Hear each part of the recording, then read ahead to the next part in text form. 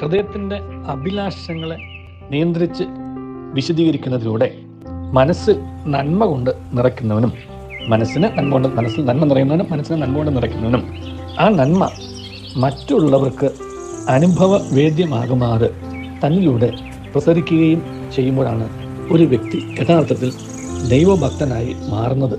ഇതാണ് മിക്കവാറും എല്ലാ സൂഫി കഥകളുടെയും ഗുണപാഠം എന്ന് പറയുന്നത്. അങ്ങനെയുള്ള ഒരു ഗുണപാഠത്തെക്കുറിച്ചാണ് ഇന്ന് നമ്മൾ ചിന്തിക്കാൻ പോകുന്നത്. ഇബ്രാഹിം എന്നുള്ളൊരു സൂഫി സന്യാസി, സൂഫി മതം, സൂഫി അനുയായി, സന്യാസി എന്ന് പറയുക അനുയായി എന്ന് പറയും. അദ്ദേഹം മക്കയിലേക്ക് യാത്ര പോകാൻ ആരംഭിച്ചു. പക്ഷെ അദ്ദേഹം രാജാവായി. അപ്പോൾ രാജാവായിരുന്നുകൊണ്ട് ആ യാത്രയിൽ അദ്ദേഹം രാജാവിൻ്റേതായിട്ടുള്ള എല്ലാ പ്രൗഢിയോടും കൂടിയാണ് യാത്ര ചെയ്തത്. അങ്ങനെ മരുഭൂമിയിൽ അങ്ങനെ ഒരു വലിയ ആഡംബരത്തോടു കൂടിയ ഒരു ടെൻ്റൊക്കെ അടിച്ച് സ്വർണ്ണ പൂശിയ വസ്ത്രങ്ങളൊക്കെ ധരിച്ചിരിക്കുന്ന ഈ ഇബ്രാഹിമിനെ അതിനെ അലഞ്ഞിരുന്ന് നടക്കുന്ന വേറൊരു സൂഫി സന്യാസി കാണാനിടയായി. അപ്പോൾ ഈ സൂഫി സന്യാസി ചിന്തിച്ചു, സൂഫി അനുയായിയാണ് എന്ന് പറയുന്ന ആൾ ഇപ്പോഴും ഈ സ്വർണ്ണക്കുറ്റിയിൽ അടിച്ച പന്തലിലും സ്വർണം പൂശിയ വസ്ത്രത്തിലും അങ്ങനെ ആകെ സ്വർണ്ണമയമായിട്ട് ഈ ലോകത്തിൻ്റെ ഒന്നും വിട്ടിട്ടില്ലല്ലോ എന്ന് ചിന്തിച്ചു. അത് അദ്ദേഹം ഒന്ന് സൂചിപ്പിക്കുകയും ചെയ്തു. നിങ്ങൾക്ക് എങ്ങനെ ഒരു സൂഫിയായിട്ട് ഇപ്പോഴും നടക്കാൻ സാധിക്കും? കാരണം നിങ്ങൾ ഭൗതിക സമ്പത്തിനെ മുറുകെ പിടിച്ചുകൊണ്ട് തന്നെയാണല്ലോ ജീവിക്കുന്നത്. ഇബ്രാഹിം മറുപടി പറഞ്ഞില്ല. ഇബ്രാഹിം പറഞ്ഞു, പിന്നീട് കണ്ടപ്പോൾ പറഞ്ഞു, നമുക്ക് അതിപ്രഭാതത്തിൽ മക്കയിലേക്ക് നടക്കാം എന്ന് സന്യാസിയോട് പറഞ്ഞു. സന്യാസിക്കും സന്തോഷമായി. സന്യാസി പറഞ്ഞു, ഞാനും മക്കയിലേക്കുള്ള യാത്രയിലാണ്. അത് രണ്ടുപേരും കൂടി പിറ്റേ ദിവസം രാവിലെ എഴുന്നേറ്റ് പുറപ്പെട്ടു, യാത്ര പുറപ്പെട്ടു. അവർ തനിച്ച് മാത്രമായി, അവർ രണ്ടുപേരും മാത്രമായിട്ട്. അങ്ങനെ കുറേ നേരം നടന്നു കഴിഞ്ഞപ്പോൾ ഈ സന്യാസി പറഞ്ഞു, എനിക്ക് ഒരു കാര്യം ഞാൻ മറന്നുപോയി, എനിക്ക് തിരിച്ചു നടക്കണം.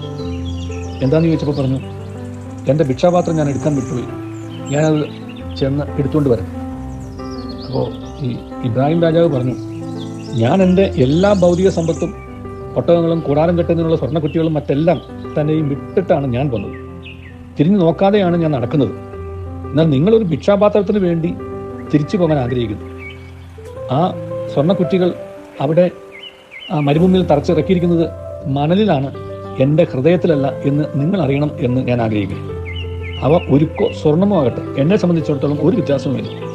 അതുകൊണ്ട് ഞാനവ സ്വർണ്ണത്തിൽ നിർമ്മിച്ചിരിക്കുന്നു. പക്ഷേ നിങ്ങൾക്ക് സ്വന്തം ഭിക്ഷാപാത്രം ഉപേക്ഷിച്ച് നടന്നകലാൻ കഴിയുന്നില്ല.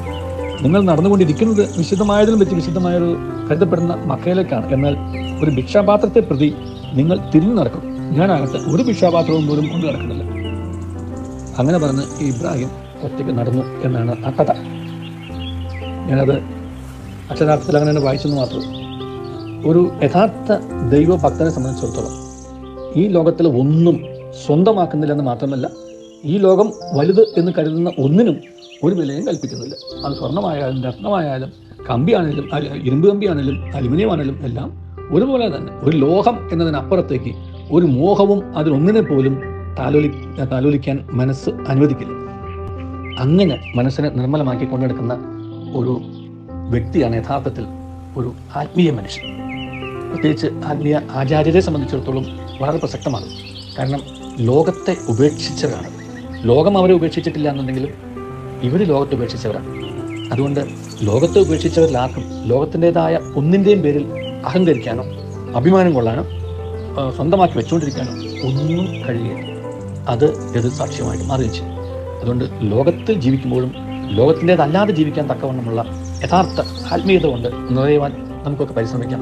കാരണം നമ്മളെല്ലാവരും ഇവിടുത്തെ വെറും തീർത്ഥാടകർ മാത്രമാണെന്നുണ്ടെങ്കിൽ ഇവിടെ കഴിയേണ്ട കുറച്ചു കാലത്തേക്ക് വേണ്ടി എന്തിന് നമ്മൾ തമ്മിൽ തല്ലി വഴക്കടിച്ച് ബഹളം വെച്ച് പരസ്പരം നശിപ്പിച്ച് വെട്ടി കീറി വൈരാഗ്യവും വഴക്കം ഭിന്നതകളും മത്സരവും ഒക്കെ ആയിട്ട് ജീവിക്കുന്നു. കടന്നു പോകേണ്ടവരല്ലേ നമ്മൾ. അതുകൊണ്ട് ഈ ലോകത്തിൻ്റെ ശൈലികൾ വിട്ടിട്ട് ആ ആത്മീയതയുടെ ശൈലി ജീവിതത്തിൽ സ്വായത്തമാക്കി ജീവിക്കാൻ നമുക്ക് പരിശ്രമിക്കാം. അപ്പോൾ നമ്മുടെയൊക്കെ മതങ്ങൾക്ക് നഷ്ടപ്പെട്ട വിശ്വാസ്യത വീണ്ടെടുക്കാൻ നമുക്ക് കഴിയും. അതിനായിട്ട് നമ്മൾ അനുഗ്രഹിക്കട്ടെ. അങ്ങനെ അപ്രകാരമുള്ള മതജീവിതത്തിലൂടെ ഈ ലോകത്ത് ശാന്തിയും സമാധാനം ഉണ്ടാകും. നല്ലൊരു ദിവസം എല്ലാവർക്കും നേരം.